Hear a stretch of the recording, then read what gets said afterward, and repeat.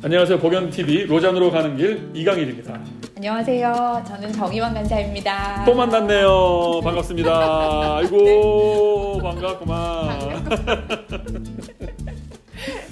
네. 또 만났습니다. 아이고 고맙습니다. 끝까지 로잔으로 가는 길 함께해 주셔서 감사합니다. 네, 저도 불러주셔서 감사합니다. 네. 이제 지난 시간에 로잔 이제 딱 엑기스만 말씀하신다면 어떻게 말씀하시겠어요? 이렇게 이야기했는데 맨 마지막에 갑자기 총체주의자라고 하셔가지고 총체주의자요?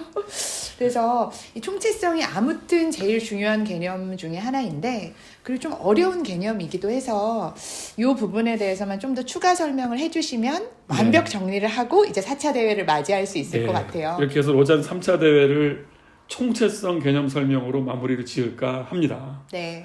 이 문제의 총체성. 총체성. 이 무슨 말입니까? 모든 것이란 말이잖아요. 네. 모든 것. 총체적 난국.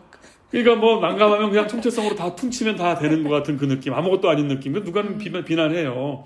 선교가 모든 것이면 아무것도 아니다. 모든 것이 선교라면 어떤 것도 선교가 아니다. 네. 이제 그런 식으로 총체성 선교에 대한 비판이 있습니다. 아니 좀 선택과 집중을 통해서 정확히 선교를 해야지. 하나님이라는 이름을 걸어놓고는 하나님이 다 관심을 갖고 있다고 하면서 총체적 선교라고 하는 그 애매하고 답답한 소리가 그 두루뭉술한 그 애매하고 복잡한 소리가 오히려 우리의 집중된 선교 역량을 흐트러 놓고 있다라는 소리들도 있어요. 네. 그러니까 선택과 집중으로 가자. 그 선택과 집중은 뭐겠냐? 전도다. 지금 교회를 보라. 다 떠났지 않냐? 그럼 뭘 해야 되겠냐? 총체적 선교를 해야 되겠냐? 아니면 그 잃어버린 영혼들을 불러 모으는 전도를 해야 되겠냐? 라는 말을 하면서 꽤 많은 분들이 전도의 우선성을 강조합니다. 네, 꽤 설득력이 있어요. 맞는 말이거든요. 네. 저 동의. 그리고 어떤 사람, 어떤 단체에 따라 전도가 우선돼야 되는 전략을 취해야만 하는 사람들이 있는 거예요. 네. 당연히. 그런데 그럼 총체성주의자는 무슨 말 하는 거냐? 전도를 하지 말라는 거냐? 아니라는 거예요. 그들과 함께 네. 하나님이 하시는 우리가 예측할 수 없는 다양한 하나님의 선교의 전도파와 함께 참여합시다 하는 뜻입니다. 그걸 총체라고 하는 거죠. 근데 여기에 이제 근데 이 총체성을 둘러싸고 이견이 5개가 있어요. 네. 좀 전에 말한 첫 번째 오직 전도 누구겠습니까? 우리 빌리 이 그레함. 구축 중에 한 분 빌리 그레함 이분이 네. 뭐라 그러냐면 무엇이든 전도다. 선교란 곧 전도다. 가장 간단한 방법이에요. 이 도식이 전도가 선교지 뭐. 전도해서 교회 개척하고 교회 세우는 게 선교지. 네. 다른 말 하지 마 제발. 그건 전문가한테 맡겨. 썩어 없어질 이 세상에서 정말 중요한 건 우리 영혼 아니야. 그러면 영혼을 타겟팅을 해서 그 영혼을 회심시켜 돌리는 것이 하나님이 기뻐할 일이지. 썩어 없어질 세상을 더 낫게 만드는 일이 과연 이 전도만큼 가치가 있냐? 라는 주장. 훅 넘어갈 수 있는 주장. 네. 빌리 그레함의 주장입니다. 실제로... 그분 입장에 빙의가 되면 네. 진짜 절실해요. 이분은 너무 절실해. 그러니까 이분 그때도 얘기했지만 로잔 대회 끝나자마자 바로 한국에 와서 전도 집회했잖아. 100만 명 회심시키는. 네. 그의 관심은 그거야. 로잔에서 애매하게 뭐 전도와 참여가 2가지 의무고 이런 복잡한 얘기를 하는 게 1시가 바쁜 이 상황에서 약간 시간 낭비 아닌가 하는 생각을 하셨던 것 같아요.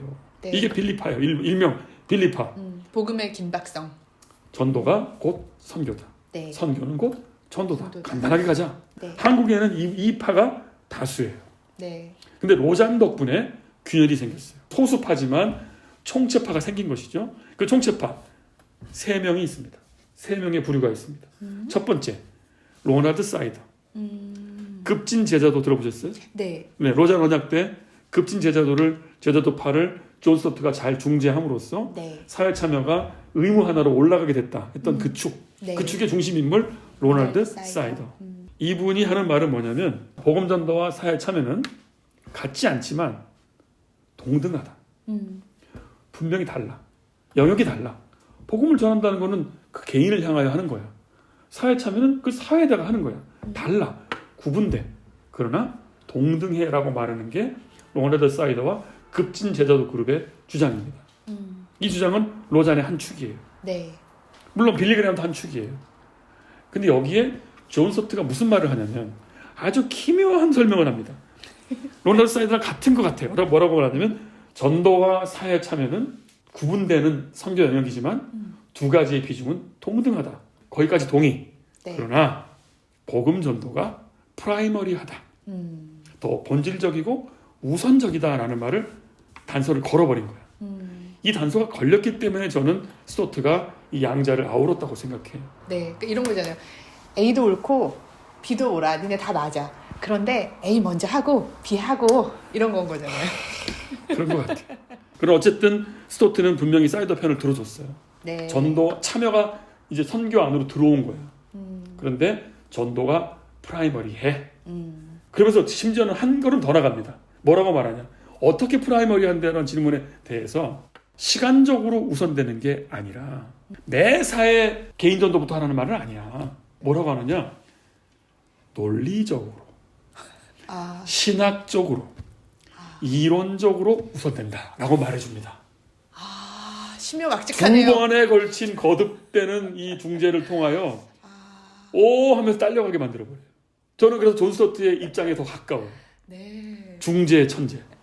복음주의가 21세기로 향하게 갈 때 사회 참여로 가는 게 맞아요. 가야 돼. 그런데 그리스도의 중심성을 포기할 수는 없어. 그럴 때 첫 걸음을 내딘 일종의 달 착륙 성공자는 존 스토트예요.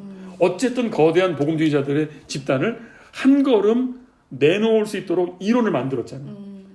복음전도 포기하지 않았어. 우선성도 포기하지 않았어. 그런데 어떻게 포기하지 않냐면 신학적으로. 근데 이제 사이더는 양보를 안 해요. 신학적 논리 우선성도 아니다. 동등하다고 말해야 이게 진척이 되는 거지. 신학적 우선순위 말해도 결국 우선성이라는 논리에 들어가 있으면 공회전한다. 그리고 밀리게 된다. 항상 밀린다. 그 다음 네 번째 제세례파. 메노나이트라고 들어보셨죠? 네. 이 메노나이트들은 어떤 말을 하냐면 교회 자체가 곧 선교라고 말합니다. 근데 이 말은 정영 간사님 듣고 나서 자기가 뭐 스토트나 뭐 사이더 되는 것 같죠? 제가 예상하는데 네. 거의 선교단체에 계시는 분들이 상당수는 이 제세례파가 말하는 주장과 유사한 얘기를 합니다. 교회가 곧 선교다. 어떤 말이냐? 네. 선교단체로 버전 바꿔볼게요. 네. 캠퍼스 복음화 어떻게 해야 돼? 제가 가까이 아는 많은 후배들이 뭐라 그러냐면 네. 공동체를 세우는 것이라고 말합니다. 그죠? 맨날 듣고 맨날 하는 말인데. 거봐. 제세례파가 남 제세례파예요? 얘기가 아니에요. 무슨 말이냐면 제세례파가 말하는 교회가 곧 선교라는 말은 네. 세상에 직접 개입해봐야 나아지는 거 없으니 하나님을 믿는 복음의 사람들이 그 안에서 정의와 평화를 구현하라. 그 네. 안에서 복음 증거하고 네. 그래서 세상에 언덕 위에 집, 네. 뭐 어두운 곳에 등불. 네. 그래서 교회가 얼마나 아름답고 정의롭고 사랑스러운지를 더욱 증거함으로써 네. 사람들이 교회를 찾아오게 만드는 것, 그것이 곧 선교다 이렇게 말한 거예요. 그죠? 봐 들어왔잖아. 그게 조이 선교회인데. 그래서 네. 이 1, 2, 3, 4, 4계열 중에 선교단체 종사자들이 상당수가 의외로 선교를 교회라고 생각합니다. 그런 의미에서라면 인정. 거봐 들어왔어 딱 들어왔어. 그러니까 사실은 네. 사이더나 스토트가 우리가 아니라는 거야. 생각보다 우리가 아니에요. 이건 오히려 사회 선교하는 사람들 쪽에 가깝고 네. 그 복음주의적 선교단체라든지 뭐 어떤 좋은 교회 운동하는 분들 대부분 자기 교회 사역을 선교라고 인식해요. 선교라는 게 사회 안으로 직접 뛰어들어야 되는데 그게 상상이 안 되는 거야. 네. 그런 면에서 볼 때 급진제도와 사이더와 스토트는 많이 간 거예요. 진짜 교회를 교회답게 하고 공동체를 교회 공동체답게 하나님의 대조사회를 확 만들어버리는 거야말로 가장 빠른 선교 아니겠냐는 주장을 한다는 거죠. 저는 네. 어느 입장이냐? 다 있어야 된다는 입장입니다. 총체적. 그렇죠. 돌고 돌아 총체적입니다.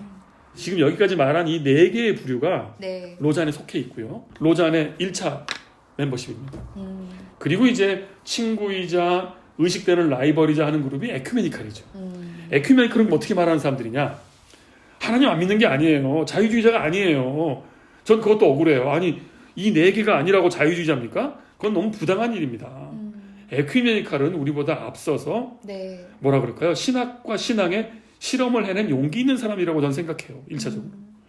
네, 말씀해 주실 때에도 에큐메니컬이 먼저 주창한 어떤 이론이나 그런 논리에 대해서 그걸 복음주의자들이 받아서 독자적으로 수렴을 했죠. 네. 그럼 에큐메니컬이 어떤 용기를 냈느냐? 어떤 용기를 냈냐면 이거예요. 전도와 사회참여는 같은 말이다. 전도가 사회참여고 사회참여가 전도다. 단지 동등하다 정도가 아니라 동등한 게 아니라 같은 구분되면서 동등한 게 아니라 같은 얘기라는 거야. 일리가 있죠. 이렇게 되면 치열한 사회 민주화 투쟁 자체가 전도의 전도다. 가치를 갖게 되는 거예요. 그러면 이 사회적 투쟁이 힘을 받게 됩니다. 영적인 의미가 붙어버리는 거예요. 일리가 있습니다, 이게. 네. 그 이것도 일정한 하나님 보시기에 저는 형제라고 생각해요. 저는 아니에요. 저는 똑같이 못해요.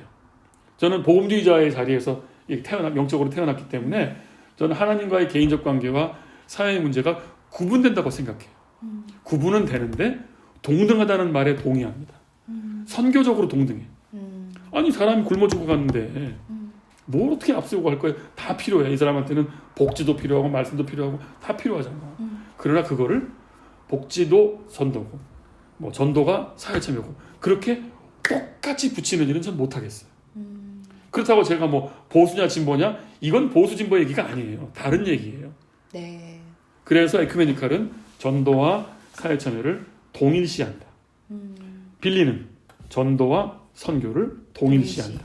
네. 그 사이에 사이더와 존 스토트와 제세례파 계열이 있다. 느낌 오시죠? 네. 이게 총체성 논쟁의 이거예요. 근데 지금 가장 센 그 논쟁은 뭐냐면 빌리그리암 이상에 계시는 분들이 전도만 해야 된다는 분들이 우선성이라는 방패를 들고 총체성이 전도의 우선성을 흐리게 하고 있다고 비판하고 있어요.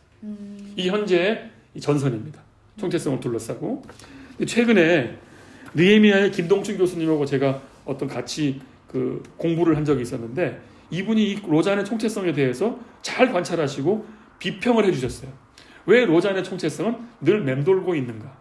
아까 말한 거 시동 걸었는데 공회전이 많아. 그 왜 그럴까에 대한 관찰을 정확히 해주셔서 그 말씀을 인용하려고 합니다. 그러니까 로잔의 총체성 논의의 답보 상태 이것 때문에 지금 다음 세대 뭔가 사회선교를 하고 싶어하는 다음 세대나 좀 의식을 갖고 공부하시는 분들이 로잔을 두고 조금 반신반의하는 이유가 여기 있는데 왜 맴도는가? 근데 그 이유가 칭찬이기도 하고 비판이기도 합니다. 뭐냐면 네. 복음에 대한 지나치게 강한 확신 때문이라는 거예요. 복음에 대한 확신 때문에. 네. 그러니까 이 복음이라는 주님과의 나와의 관계로 설명되는 이 은혜 속에 있는 이 복음, 이 복음을 그 어떤 것과도 환원시키지 않으려는 열망이 크다는 거예요. 그리고 이 복음 하나만 있으면 세상이 바뀐다고 하는 또 믿음이 또 있어. 있잖아. 있죠. 뭐 사회 선교 망해도 할 수 없어. 가슴 아프지만 그럴 수 있어. 그러나 복음은 망할 수 없어. 뭐 이런 식으로 구분을 벌써 하고 있잖아. 따라 들어왔잖아 지금. 네. 봐봐. 그러니까 이 답보 상태의 이유 중에 하나는 오히려 너무 믿음이 깊어서예요. 로잔의 총체성이 왜 총체성 자체의 문자 그대로의 실현을 못하고 왜 에큐메니칼 수준의 총체성에 이르지 못하고 뭔가 한다고 하면서 맴도는가? 그 답보 상태의 이유는 복음에 대한 복음주의자들, 로잔식 복음주의자들의 확신 때문이다. 일리가 있네요. 김 교수님 맞습니다. 그런 것 같아요. 이게 로잔 총체성의 한계이고 특징이다. 이렇게 말할 수가 있겠습니다. 네. 자, 이렇게 해서 로잔 3차 대회까지 얽혀있던 긴장관계 또 뭐 스타일에 대해서 얘기 나눠봤습니다. 네. 자, 로잔 다 얘기했는데 일단 로잔 3차 대회까지 네. 어떤 느낌이 드십니까? 궁금합니다. 어떤 생각이 드시는지. 아무튼 수많은 그리스도인들의 고민이 이 로잔 대회에 잘 담겨 있고 그 안에는 서로 이해해보고자 하는 노력들도 있었고 하나님의 개입하심도 있었고 그리고 계속 이 논의를 그리스도인의 책무로 이어가야겠다 이런 부담이 그러니까 그 첫 마디 때문에 제가 딱 와닿았는데 모든 사람들의 고민이 녹아 있다. 네. 그 말이 맞는 것 같아요. 그러니까 로잔이 처음에는 로잔이 뭔데라고 말하지만 알고 보면 한 기독교인이 세상의 부패한 구조와 하나님의 잃어버린 사람들의 고통들을 동시에 보는 사람들이 느끼는 모든 경우의 수, 네. 그 생각의 경우의 수가 사실은 로잔에 모조리 모여 있다. 그러므로 로잔은 남 얘기가 아니다. 네, 제 얘기였네요.